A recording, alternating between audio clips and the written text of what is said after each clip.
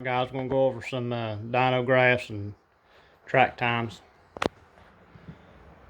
Some older track times and dyno graphs, and some newer, just recent today.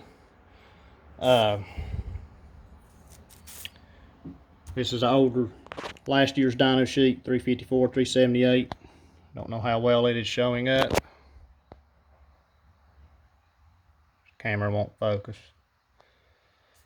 But that was all motor with just a cam in it and a few bolt-ons. And this is when I had the 75 shot on top of that. Done 437, 454 torque. SAE. And this is today with the all motor, 11-1 pistons, newer modern muscle cam, and so on. Stock heads, lightly ported, stock intake. This is standard, 389, 391, back to back, and 407, 403. Then SAE is 382, 383, and 398, 395. Then we'll do here's the old time slips from last year, all motor, with a 282 gear. 304 to 108. It would average around that, and then low 13s. The best I ever got last year was here it is, 1298 at 107. That was with the stall converter, still a 282 gear. That's the best it ever done. It's the only time it ever got into 12s last year. It would stay around the low 13s. Then last year, when I had the 75 shot, the best it ever done was a 1216, 114 mile an hour. Then this year, all motor so far in 2800 DA, with a 306 gear and a newer cam, 11-1 and all that. 1253, 108, 8.0s in the 8th.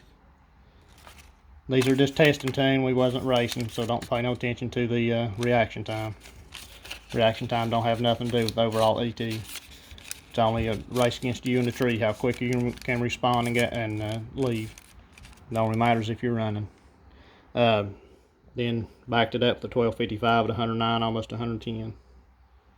So I'm gonna try to go back to the track next week, and hopefully be some cooler weather and get around 1,000 to 1,500 DA at least, and might be able to squeeze a 12.2, 12.3 out of it, somewhere in there. If it done any more than that, I'd be surprised.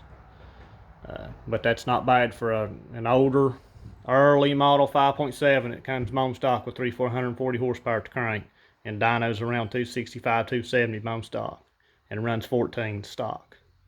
So that's a pretty good improvement, considering the DA and everything around here. Still on stock heads. I lightly poured them, still on stock intake manifold. If I just switch that intake out to be 10, 15 horsepower, but I'm trying to wait till I do the supercharger. I'm gonna be putting thicker head gaskets on it and do head studs, and to lower the compression back down a little bit.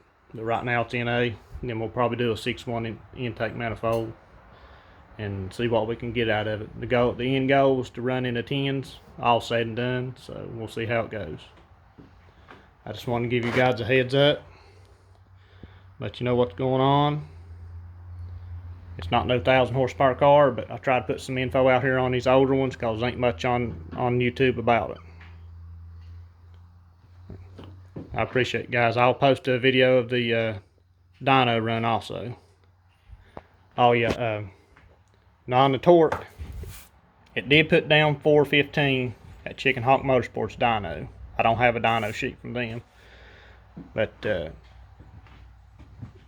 put down more torque on their dyno, but it made less horsepower, but it was also over 3,000 DA and hot, and he was just going back to back. He's just worried about getting the car done, tuned, dialed in. But it don't really matter about power numbers, as long as you can get them run good at the track. I mean, I've seen 400, 500 horsepower cars run 13s. It just depends on the DA, your other setup. I mean, you can throw the biggest thing in the world, biggest cam in the world in this thing and make good power on the dyno and take it to the track and run like shit. So It's not all about the biggest and the baddest. If everything don't work in conjunction with each other, you might have a high-powered car, but you got a slow car. Which I don't call this car fast or nothing. It's a turd, I mean, compared to what you got today. But you got to start somewhere with it. But I just wanted to put that out there and give you some information and what's going on. Thanks.